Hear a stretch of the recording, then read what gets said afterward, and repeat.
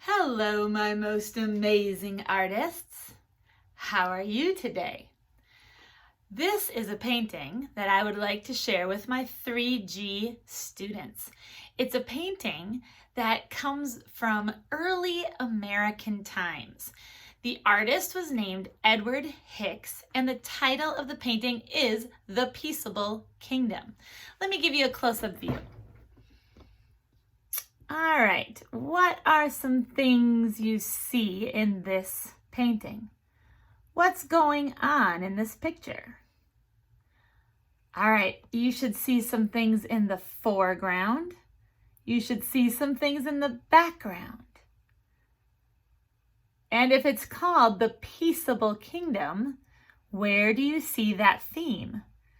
What's going on that shows peace instead of fighting? All right, so first of all, I'll give you a little background on Mr. Edward Hicks. Edward Hicks was part of a group of religious people called the Quakers. And the Quakers were people whose religion taught that war was wrong and that there should always be peace, that they should always strive to get along with each other and have peace. So that's kind of the background in his head as he was painting this picture. Also, he was a preacher for part of his life, so he taught things from the Bible. And one of the scriptures in the Bible is a scripture in Isaiah that talks about how someday when God rules and reigns, the lion will lay down with the lamb. So a predator will even get along with the prey. So even in the animal kingdom will have peace.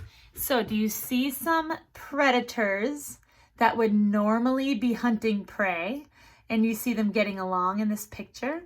So we have the lion, and down here is the lamb. Over here is a lamb. There's a wolf, usually a predator, getting along with the lamb. You'll see this animal here is usually a peaceful animal as well, and it's getting along. And there's these two animals in the corner. This is hard to see because it's really dark, but that's a bear. So also you see some children here, almost babies look, they look like really young children being able to pet what would be a cheetah or some kind of big cat. So those are some animal kingdom characters getting along together.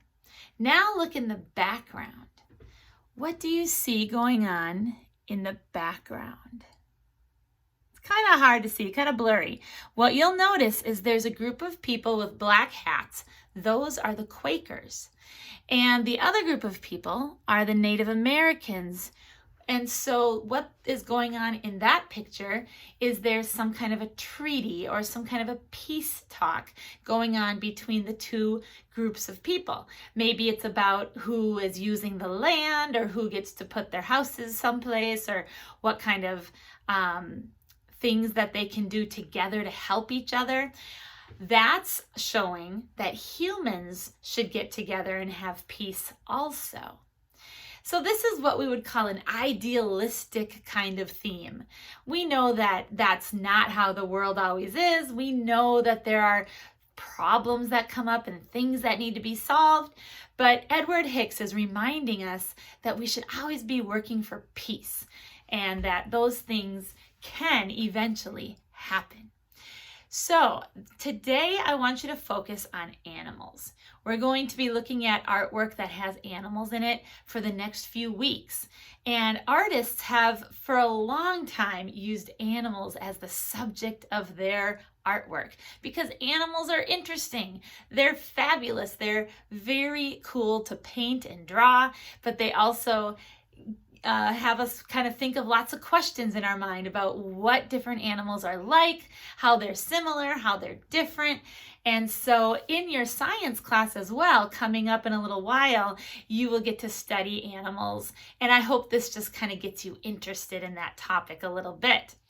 So the other thing I want you to do is I want you to focus on foreground and background. So one more time, look at this picture, and I want to tell you how artists use some different tricks to make you see that some things are closer to you and some things are further away.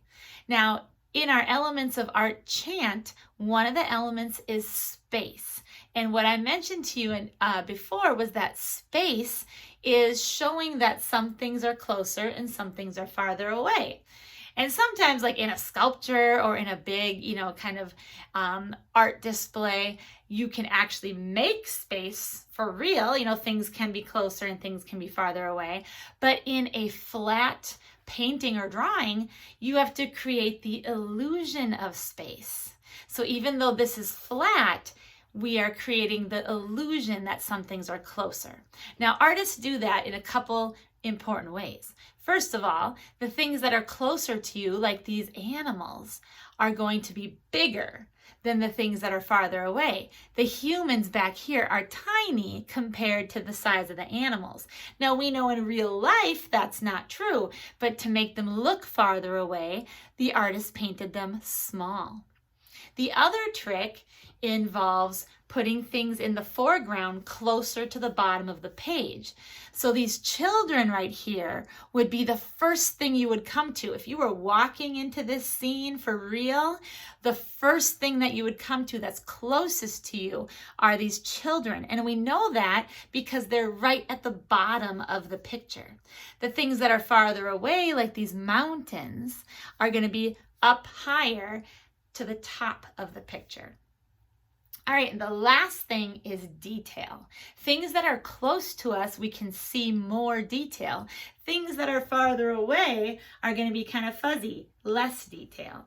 So you can see all sorts of detail in the children and in the animals. You can even see the texture of the fur. But the further away you get, it's just little dots of color, very little bit of detail. Things are less clear.